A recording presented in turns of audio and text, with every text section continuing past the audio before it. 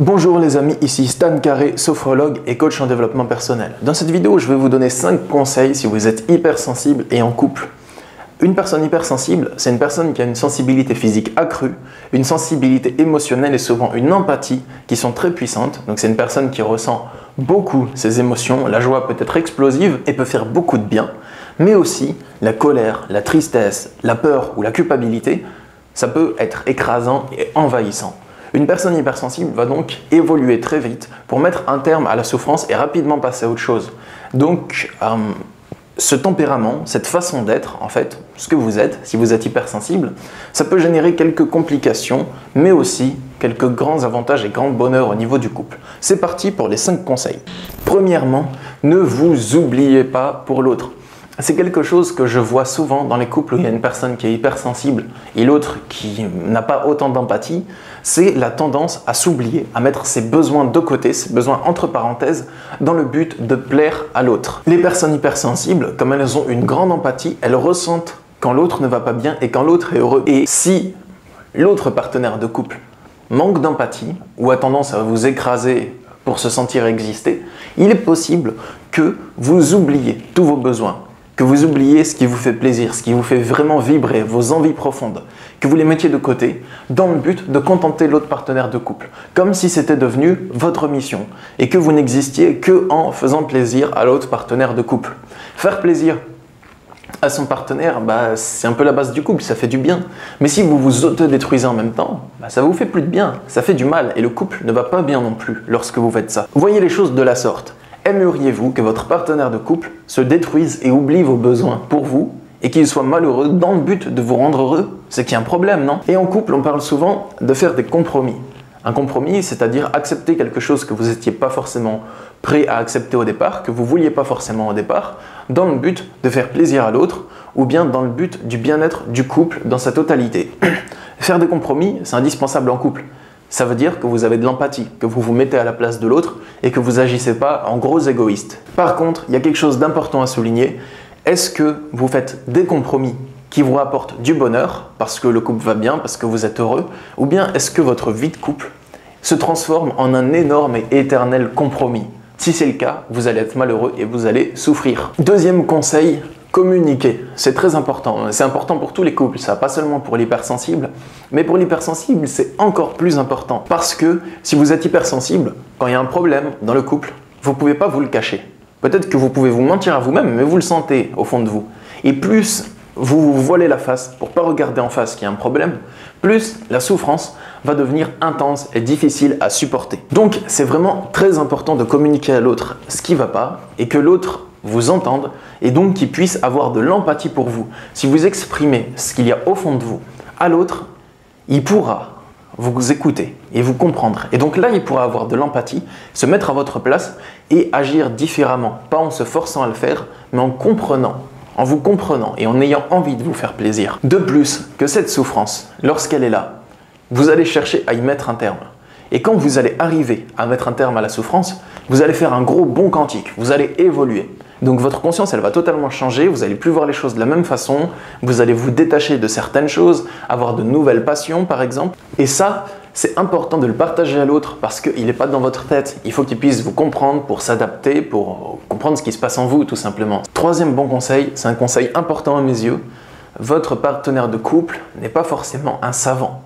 Il ne sait pas mieux que vous ce qui est bon pour vous ni comment vous devriez vous comporter.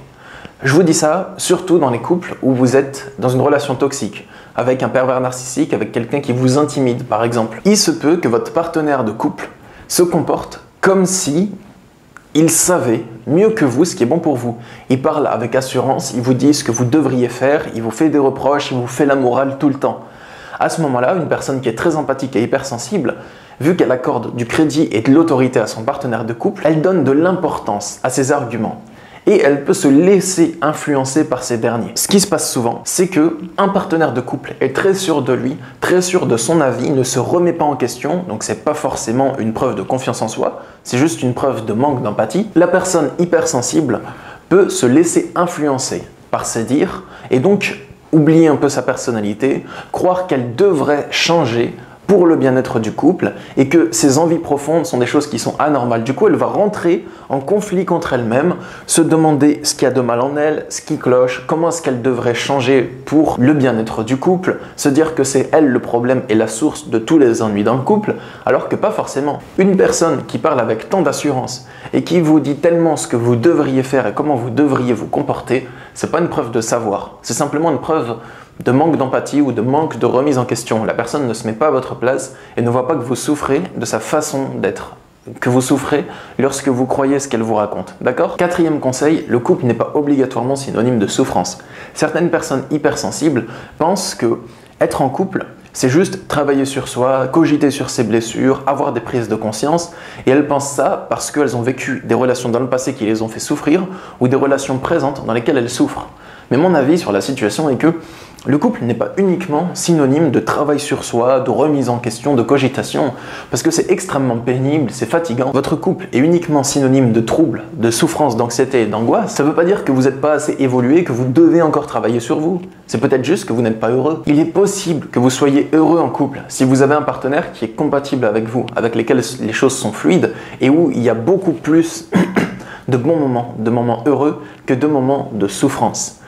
Ça veut dire que vous pouvez être heureux en couple, mais pas forcément avec tout le monde. Si vous êtes en couple avec un manipulateur pervers narcissique, vous ne pourrez pas être heureux avec lui, parce qu'il cherche le conflit. Il y a des autres personnes qui manquent d'empathie, ou simplement des autres personnes dont leur bonheur n'est pas compatible avec le vôtre. Donc, vous n'avez pas la possibilité de vous épanouir en couple avec tout le monde. Avec quelle personne vous avez envie de vous épanouir, avec laquelle vous avez envie de faire des efforts, et avec laquelle vous avez envie d'être profondément heureux. Et ensuite, une fois que vous avez décidé ça, voyez si c'est possible. Faites de votre mieux. Cinquième conseil, si vous êtes hypersensible en couple, si vous voulez être heureux aussi, c'est vraiment une clé pour moi ça. Il faut que dans votre couple, vous puissiez de 1, vous épanouir, donc que votre couple ne vous tire pas vers le bas. Soit il vous tire vers le haut, soit il est neutre, mais qu'il ne vous tire pas vers le bas. Il ne faut pas que ce soit un frein à votre évolution, sinon vous allez souffrir et ça ne va pas durer. Soit la configuration du couple change, soit vous rompez, vous changez de partenaire. Donc il faut que vous puissiez vous épanouir et que le couple ne soit pas un obstacle à votre bonheur personnel, que ça ne vous mette pas des bâtons dans les roues tout simplement. Et il faut aussi que vous vous sentiez en sécurité. Si votre couple met en danger votre besoin de sécurité, il faut faire des changements, il faut faire des calibrages. Vous voyez, si vous avez un partenaire violent, un partenaire qui se met tout le temps en colère contre vous, qui vous insulte, ou encore si, depuis que vous êtes en couple, vos finances sont en chute libre et vous dépensez plus que ce que vous gagnez, vous n'allez pas vous sentir en sécurité. Les deux besoins qui sont importants à respecter, c'est votre besoin d'expansion et de sécurité. Si les deux sont réunis, il y a de très grandes chances que ça aille bien. Pour conclure, pour moi, en couple, le principal, c'est d'être heureux. De ce que j'ai appris de mes expériences de vie, il faut que ce soit un plus dans ma vie, pas un moins. Vous voyez ? Peut-être que vous n'avez pas besoin des conseils que je vous ai donnés. Et si c'est le cas, tant mieux, ça fait plaisir. Mais si je vous ai donné ces conseils, c'est pour que, si vous avez certaines souffrances dans le couple, vous puissiez mettre des mots dessus, que vous puissiez les comprendre pour régler consciemment le problème et évoluer, et passer à l'étape suivante. Donc si cette vidéo a pu vous aider, n'hésitez pas à la partager sur les réseaux sociaux pour aider vos potes qui sont aussi hypersensibles en couple. Sachez que je suis disponible pour des consultations de coaching. Vous pouvez me contacter sur mon site masophrologie.fr. Il y a le lien dans la description. Je consulte par téléphone et par Skype ou au cabinet. Je vous souhaite une bonne journée. Je vous dis à bientôt. Au revoir. Je passe de la crise à la thérapie, mais je réalise que des cordes au tapis, la chute est très rapide, je suis là, les nerfs à vif, me met à nu, me déshabille, moi je veux plus trouver l'amour si on peut plus s'aimer à vie.